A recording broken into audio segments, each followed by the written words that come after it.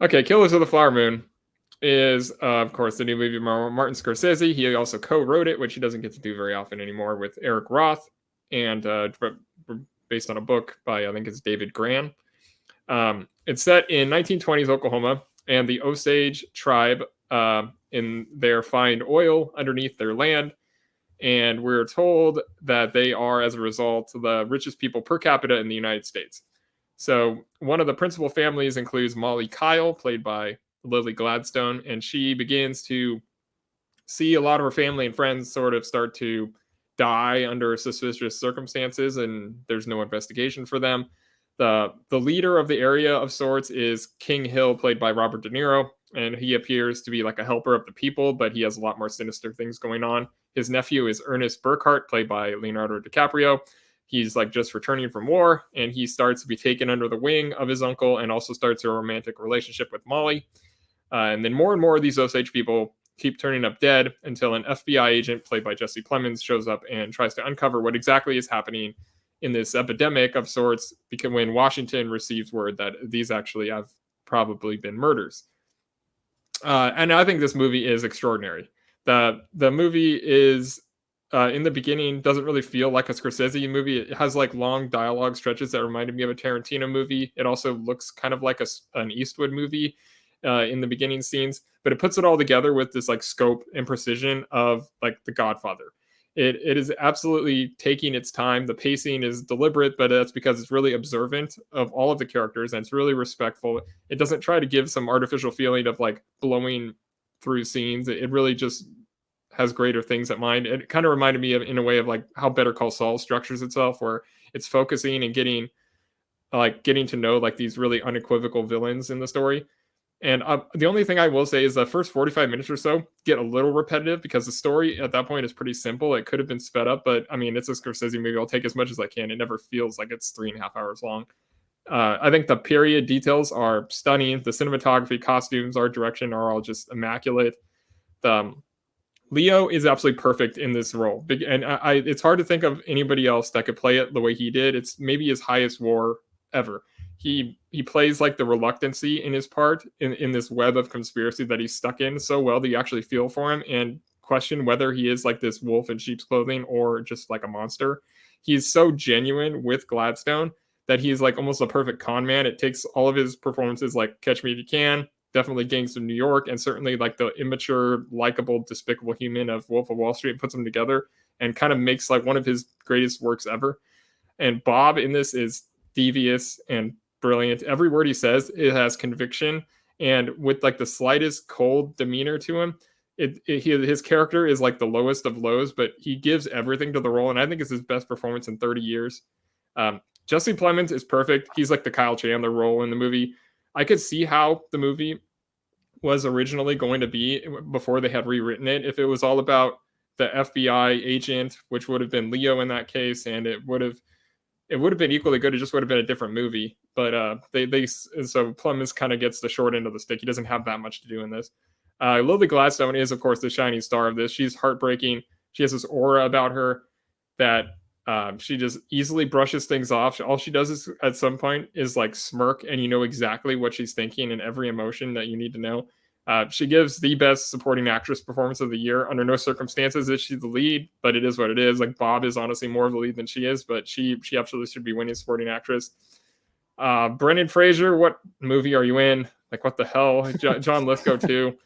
The last 90 minutes I think are stunning and breathless and almost flawless, devastating and intense. Like there's a little bit of monster in like the legal scenes and everything surrounding it. It's kind of hard to watch, but it's also just, I mean, enthralling and gripping at every moment. It's not a perfect film, but it is a masterwork. I put it in that category of like 12 Years a Slave, where it's not necessarily an all-timer, but it's an instant classic, and giving it less than 4 stars is just pure disrespect and almost gives you a lack of credibility. So, of course, 4 stars, number 8 BDM between The King of Comedy and Once Upon a Time in America. What do you think, Zach? Wow, Bob's best performance in 30 years. I was thinking about that statement, and I can't entirely disagree with it. I mean, unless we're including Rocky and Bullwinkle, which obviously is the main competition to this role. No, I think it's his best performance since Goodfellas, honestly. So it's foolish to even try to critique this movie on a is it good or is it bad basis. It's, I guess, what is important is to just note how astonishing it is. It is a huge movie. It is 3.5 hours long. It is all practical sets. There's a great article in the New York Times about how Jack Fisk was talked out of retirement to come back to do the production design for this movie. And there is like no CGI in this movie. This movie is full of huge, grand, sweeping performances. I mean, Leo in this movie is unbelievable. This to me is it resembles his performance in The Departed, in the sense that you don't know who you're watching. It's like you're watching someone who you think they know what they're aware of, but maybe they're not. The movie is just a continuous guessing game. I think what it really boils down to. Well, first of all, I was shocked that it wasn't really a murder mystery, because the murderers are identified very early in this film. So it's much more about why their murderers do what they do. And what it also just shocked me was the level of commitment that Scorsese had to showing this as a love story between Lily Gladstone and Leo. It's a sweeping, sprawling love story where both of the characters, you wonder how they could possibly love the other one. There is great chemistry between them. The scene that is in everybody's trailer where he's like, "Is that Indian for handsome?" and they both laugh. That was apparently improvised by Leo early on in the shoot. Yeah. But their final scene is, I think it's one of the best Scorsese scenes of all time. Like, just the way, just how stark the divide is between them. To me, it reminded me of like Oscar Farhadi's Separation type stuff. Their relationship is utterly captivating in this movie. What else? I mean, there's so many things you could talk about with this movie. This is a movie about the Osage tribe, the Osage Nation in the 1920s, and these horrible things that happen to them that get overlooked in textbook after textbook. We still don't have official records of how many people, especially women and children, were murdered. But this is a movie that seeks to remedy that by showing who these people were, why they got murdered, how they got murdered, and what that says about our country. This is a deep movie about American greed and racism and colonialism. It's about people who say that they love something. It's like Leo says he loves his wife, but what is his understanding of love?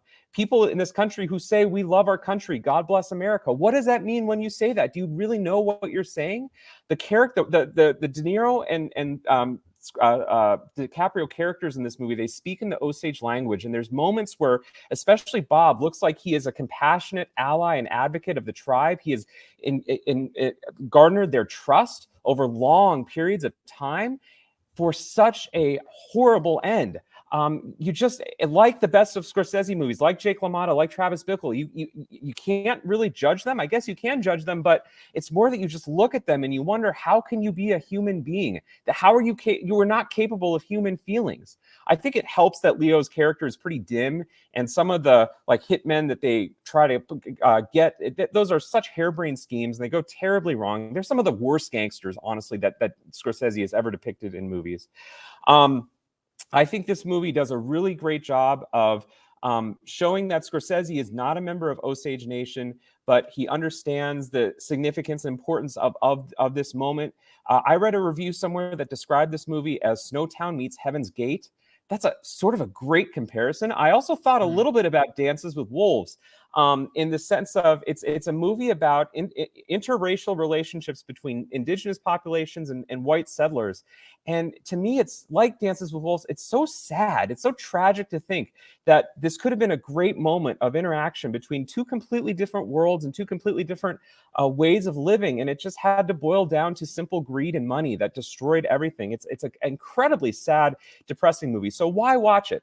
Why watch it?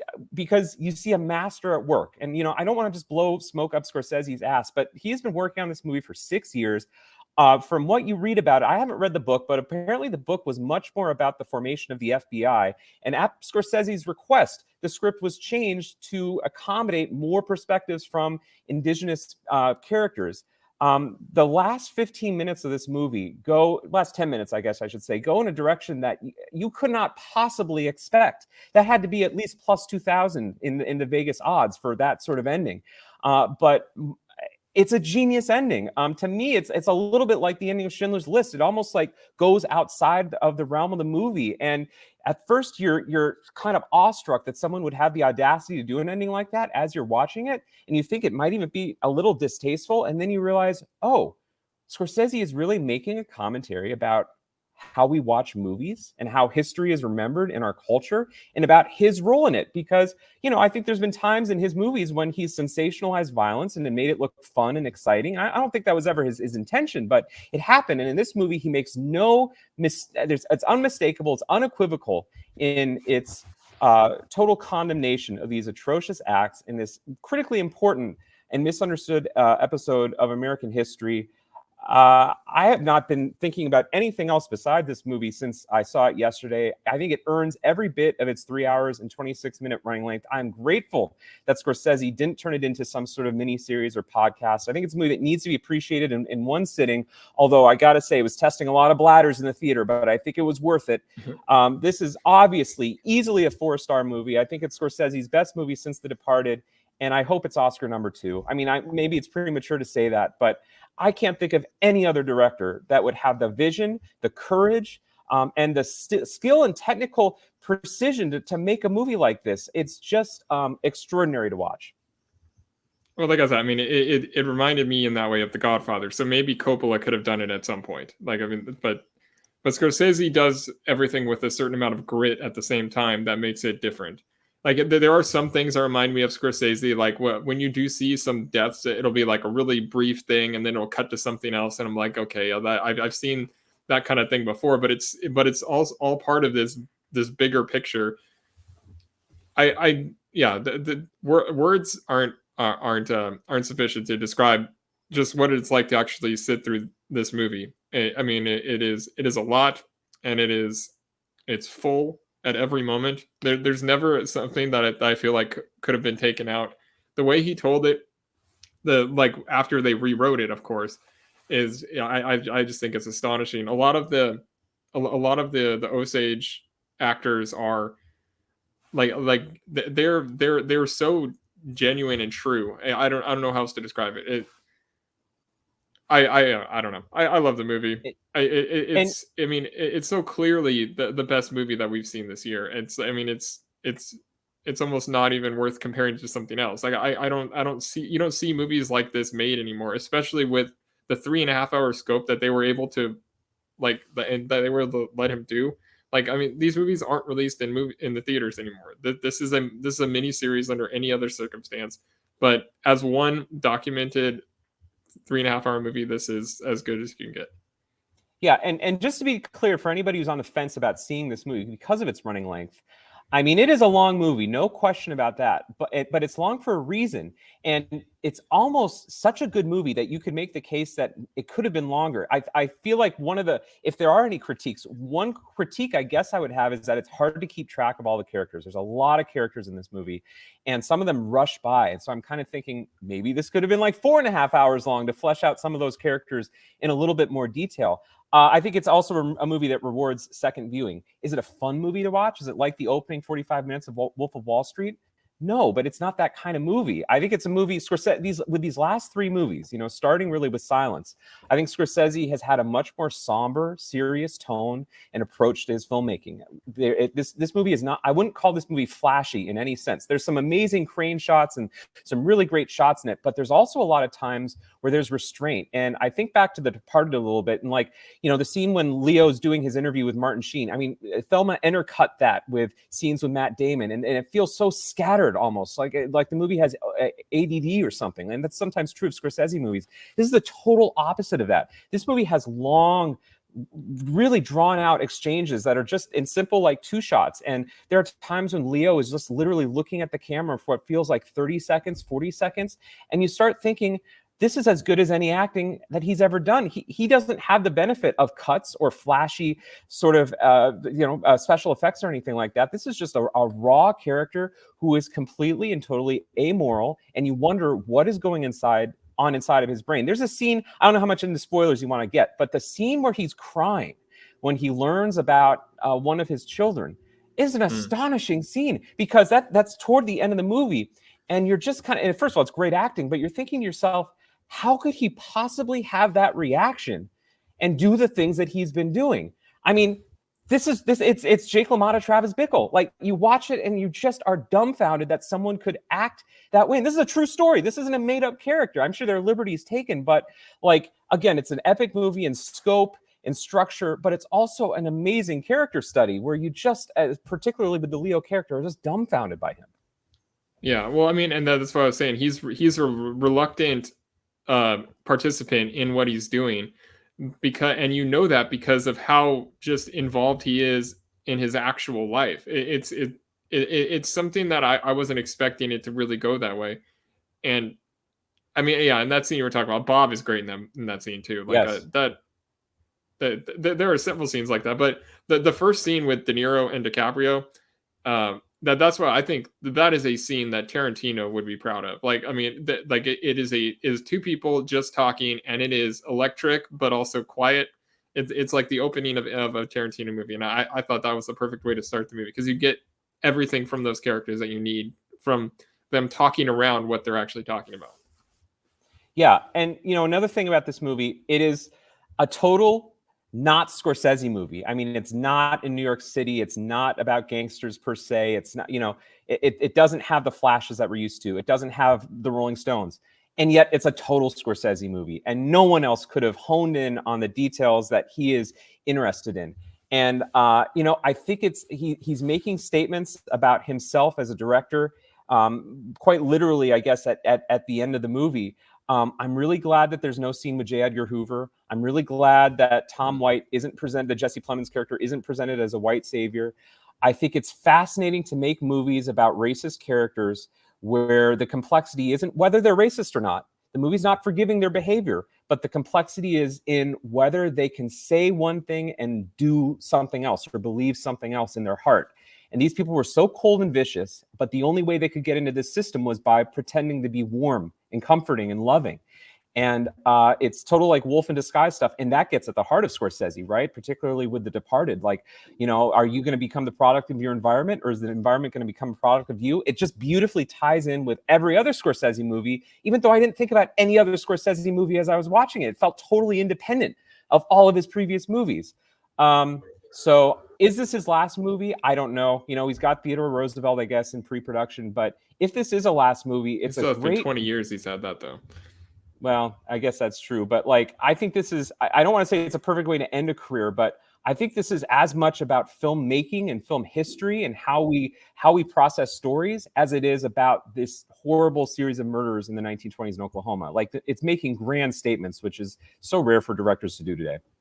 Well, yeah, and like you said, his last three movies really have been like a cap on a great career. That you could see how The Irishman would have been his last movie, and you could see how Silence, that was like the culmination of everything he's tried to do, the Catholic guilt and everything. You get some of that here too. It's, I mean, all of these feel like a last movie, but I don't think he's done. I think he's still, I think he's still got a lot. I mean, if this is what he's doing now at age 80, whatever, then I still think he's got more of this in him. Well, we should invite Terry back on and let him know, and let him feel a little bad for having COVID and not twice 4 stars. Both of us give it 4 stars. It is. Is there like a special word for thrice approved, but with 4 stars? That should be its own classification. Ooh. It is a Scorsese thing. Like, we don't ever get that. It's a Scorsese, yes. So this movie was a Scorsese, which means we both give it 4 stars, and